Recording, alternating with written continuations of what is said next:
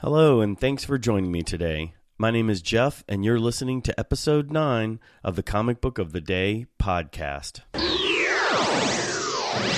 Boy, do we have a treat for you today. Today we are covering DC Comics' Our Army at War, number 242. This comic was published in February of 1972, and it's a couple of things. It's our first war comic, so we'll talk a little bit about that. It's our first DC 100-page super spectacular, and we'll talk a lot about that because that is probably one of my favorite series to collect. When I was a kid, and we talked a little bit about this yesterday, and I think it's probably going to be a continuing theme as we look back on some of the comics that I really enjoy buying and that I really enjoy collecting. And they all represent, value and bang for the buck. And there is no better value than the DC 100-page Super Spectacular. These were published starting around 1971. I believe they were published in the beginning of 1971. So these predate my picking up the hobby of comic book collecting, but they were a big part of my early comic book collecting days. They were probably responsible for sparking my passion and my imagination with comic books more so than any other comic that you could buy. And it was precisely because of the way that they were packaged and the way that they were put together and the way that they were published. These are a DC Comics experiment, and I think there were probably about 100 or so of these as well.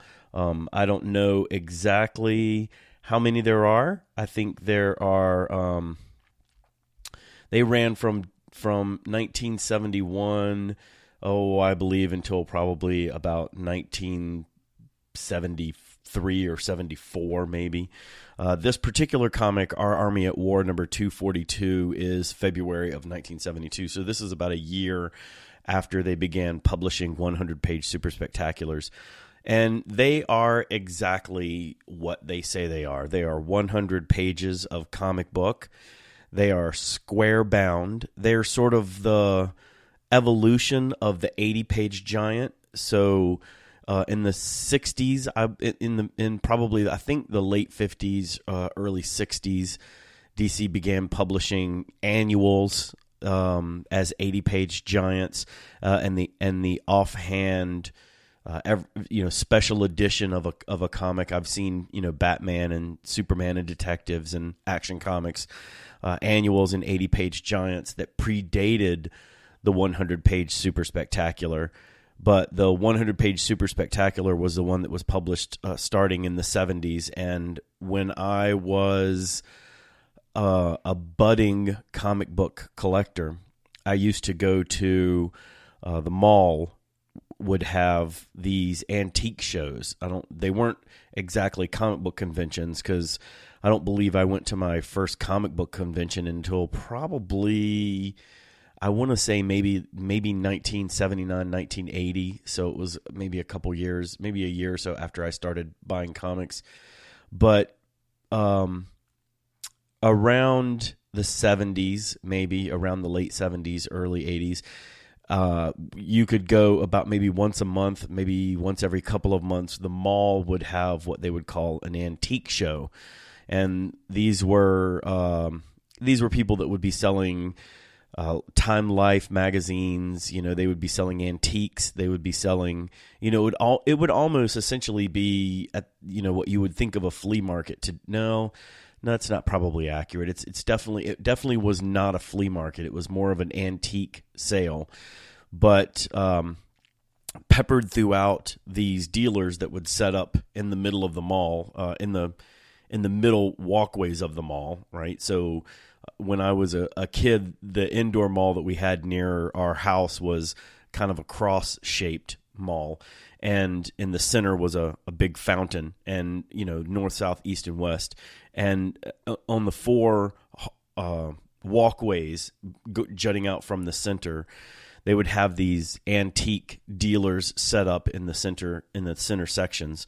I guess where you would see kiosks setting up now, right? Like in the mall now, as you walk through the middle there, where they put those kiosks, there would be dealers in there, and they would be selling all kinds of things. And I mean, I think, Coca-Cola signs and old advertising signs and stuff like that people tended to sort of wander around and collect. And there was always one or two people there that were dealing in old magazines and old comics, Look magazine, Life magazine, Time magazine. What were some others? TV Guide was a big collectible at the time. Mad magazine, National Lampoon, stuff like that. National Geographic was another one that I think people would find and collect. And there would always be comic books. And if you were buying comic books at the time and you were, 11, 12, 13, around that age, you didn't have any sort of exposure. Remember, keep in mind, in the context of this time period, there weren't comic book shops. That was a rarity. I know at the time that I was growing up in Richmond, there was only one comic book shop at the time, and it was called Nostalgia Plus, and it was downtown. But I didn't find out about that until, I think that might have even opened in like 1980, 1981, something like that. But when I was a kid, the mall was pretty much about the only place where you would ever run across people selling older comic books. You'd have to dig through a box or two of these comics. And the ones that I always gravitated towards were these 100-page super spectaculars, because they reprinted older stories from the golden age that you just couldn't get anywhere else. This was before trade paperbacks. This was before comic shops. This was before, collected volumes, omnibuses, all of the things that we have today that we kind of take for granted today. They just didn't exist back then. And the only way to get these older reprinted stories were things like Marvel Collector Classics, DC 100-page Super Spectacular, 80-page Giants. And these were the books that would reprint the older Golden Age and Silver Age comics that you just couldn't, you would never find. So if you wanted to sort of expose yourself to older stories and older comic book stories, this was really the way to do it. Later on, the DC Digest that we talked about earlier a few days ago, that was another vehicle for being able to find older comic book stories. But prior to that, really, the only way that you could get older comic book stories was by reading these DC 100-page Super Spectaculars. And they were 100 pages of comics for 50 or 60 cents, right? So you have to imagine if you're a kid and you've got maybe $1, maybe $2 in your pocket, and you're looking to maximize the amount of story that you get for the money that you spend, there's no greater spend than these 100-page Super Spectaculars. They're square bound, so they're really, really thick comic books. They barely fit into a standard MyLite 2, which is the bag and board that I use. I use halfbacks and MyLites 2. And they barely fit in. You have to really squeeze them in, and they're very tight in just a standard comic book bag. But they're really thick. They're generally stapled along. They're stapled. I don't know exactly what the finishing is called, but they're stapled through off. They're offset stapled, so they're stapled kind of down through, and they're square bound comics. And they usually don't have any ads, so they're usually, like we discussed previously, they're 96 pages with inside, front and back covers and inside front and back covers. They reprint Golden Age stories, so you would probably get 5-6 stories in a comic. This particular issue is Our Army at War, so this is a Sergeant Rock reprint, and this reprints a bunch of different stories. And the reason I love this one is because it's broken out. If you're a kid and you're a fan of war comics, and I wasn't, we'll talk about war comics more and more as we go, because I've been warming up to war comics as I get older. When I was younger, I wasn't particularly a big war comics fan. I would read them occasionally because at the time I liked Sergeant Rock. I hadn't really read a lot of Sergeant Fury, but I liked the things like Haunted Tank and Our Army at War and the Unknown Soldier and things like that. I kind of dug the DC war comics, so I thought they were pretty cool.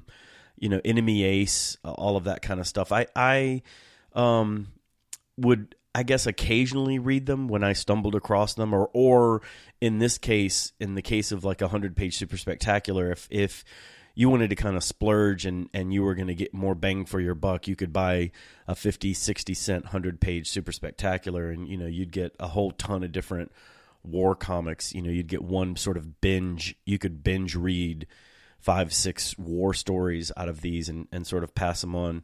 So I think this was an early exposure to things other than superhero comics, right? I never read, of course, romance comics. That was nothing that I ever read. I remember my mom used to have a big box of Katie Keene comics and things like that. I never read Archie comics when I was younger.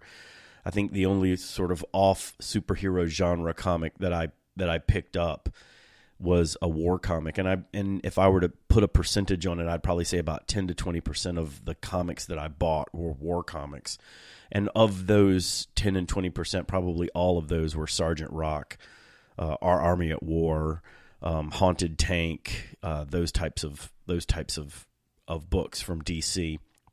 And this particular issue, 242, Our Army at War, is also known as DC Spectacular, DC 100-page Super Spectacular number 9. So this is the ninth. This is the ninth one in the series of Super Spectaculars that DC produced. So it starts off with an infantry story, which is a Sergeant Rock story. The three-striper GI of World War II who stands like a block of granite against the enemy. So this is kind of the story of the Rock, right? The Sergeant Rock got his nickname because he held up like a rock, never backed down, never surrendered.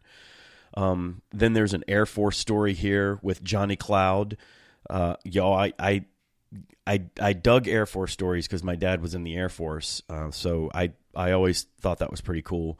And then Navy, believe it or not, at the time when I was younger, I don't recall Navy stories really resonating with me. I was a big fan of aviation, so stories about destroyers and PT boats and things like that kind of went over my head, and I wasn't really too keen into them. But this is this one. It has an infantry story, an Air Force story. It's got a couple of Navy stories. This has got the death of a PT boat featuring Captain Storm. And then there's a story called Line of Departure. And then, of course, you always have to have a Marine story. So this has got Gunner and Sarge in the Pacific Islands with tanks for Sarge. And then there's a cavalry story with Jeb Stuart and the Haunted Tank, which, I was a huge fan of the Haunted Tank. I think growing up in the South, I kind of dug that it was the ghost of Jeb Stuart, and there was a little connection there. I mean, I don't know. I don't know that I was a super fan, but I remember always sort of enjoying Haunted Tank stories because I guess I thought it was cool that there was a tank that was haunted. So these always had bonus content as well. You got pinups and war diaries and victory emblems, and this is just a classic Joe Kubert episode Joe Kubert issue from beginning to end. So it's 100 pages of just fantastic stuff. And if you're a big even if you're not a big fan of war comics, this is something that's it's easy to jump into, and you can really enjoy it. So something interesting that I thought we would try to start doing is, occasionally I thought it would be kind of fun to look in Overstreet and see what these are valued. I'm using the 2017 Overstreet comic book price guide. This is the 46th edition, and the reason I actually picked it up is because my copy this year, I always buy the Overstreet price guide every year, and for the last probably 7 or 8 years, I've always tried to purchase the hardcover edition because I end up carrying it around for a year and it ends up getting so dog-eared and worn out that I just decided I was going to start buying the hardcover edition. So I've got the hardcover edition of the 46th Overstreet Comic Book Price Guide here, and it's actually got a Russ Heath Sergeant Rock cover this year, so I thought that was pretty cool. So I figured I would whip it out and we would take a look and see. We would look up Our Army at War 242, and right here I've got it listed in Overstreet. 242 also listed as DC 100-page Super Spectacular number 9. Right now, the near mint value of this book as a 9.2 is $170. Very fine near mint 9.0 gets you about $114 for this book. If you're lucky enough to find this in very fine condition 8.0, this will net you about $58 in value. A fine copy of this book, a 6.0, a good reader copy, right? A good solid reader copy will cost you about $27. So take a look at the copy that I've got up on Comic Book of the Day and let me know what you think about it. If you want, leave a message. You're always welcome to go ahead and try to grade my books. I don't necessarily ascribe to any, I'm not the greatest grader in the world, but I tend to try to buy, nice copies of books. I'm a modest collector, so I don't necessarily have to look for 9.8s every single time I buy a comic. I like to have a complete comic with, as a minimal amount of detractions on the front cover, and I like a good presentation of a book. So I tend to buy fairly decent copies of books. So take a look at the comic on the Comic Book of the Day website and let me know what you think of it. If you like, you can tweet out to us at CB of the Day on Twitter. You can follow along on Instagram. We are Comic Book of the Day on Instagram. And, of course, we're on Facebook at Comic Book of the Day. So take a look at the book. See what you think of it. Follow along, and thanks you for listening. We'll see you tomorrow on the Comic Book of the Day podcast.